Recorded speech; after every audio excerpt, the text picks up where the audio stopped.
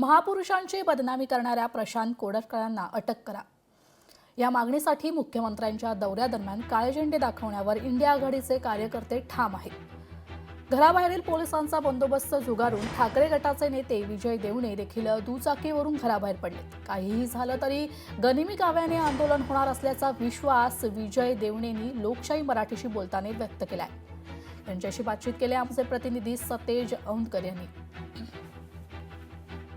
मुख्यमंत्री देवेंद्र फडणवीस आज कोल्हापूर जिल्हा दौऱ्यावरती आहेत आणि याच दौऱ्यादरम्यान इंडिया आघाडीचे कार्यकर्ते आणि पदाधिकारी मुख्यमंत्र्यांना काळे झेंडे दाखवणार आहेत। याच पार्श्वभूमीवरती विजय देवणे आपल्याशी बोलण्यासाठी आहेत। काय सांगाल? खरं तर मोठ्या प्रमाणावरती तुम्ही आज आंदोलन पुकारलेलं आहे आणि पोलिसांच्या बंदोबस्तात खरं तर तुम्हाला घराबाहेर बंदोबस्त आणि हे बंदोबस्त तोडून तुम्ही बाहेर पडलेला आहात। काय नेमकं आता आंदोलन होणार की नाही होणार?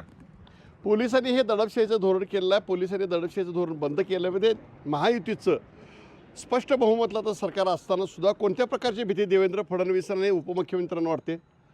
तर खरं म्हटलं तर छत्रपती शिवाजी महाराजांचा अवमान कोश्यारींनी केला, राहुल सोलापूरनी केला। सरकारनं कुठलीही भूमिका घेतली नाही। राहुल सोलापूरला मोकळं सोडून दिलं, अटक करून घेतली नाही आहे।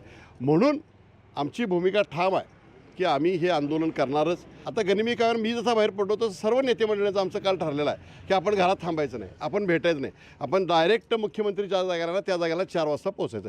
देवेंद्र फडणवीसला एक जरी काळा झेंडा दाखवला तरीसुद्धा तो बस आहे। त्याच्यामध्ये छत्रपती शिवाजी महाराजांची अस्मिता आहे।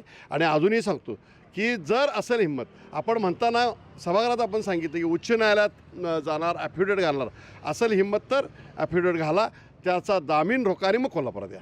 कोणत्याही परिस्थितीत हे आंदोलन होणार, आम्ही मुख्यमंत्र्यांना काळे झेंडे दाखवणार असा विश्वास त्यांनी या ठिकाणी व्यक्त केल्याचं पाहायला मिळतंय।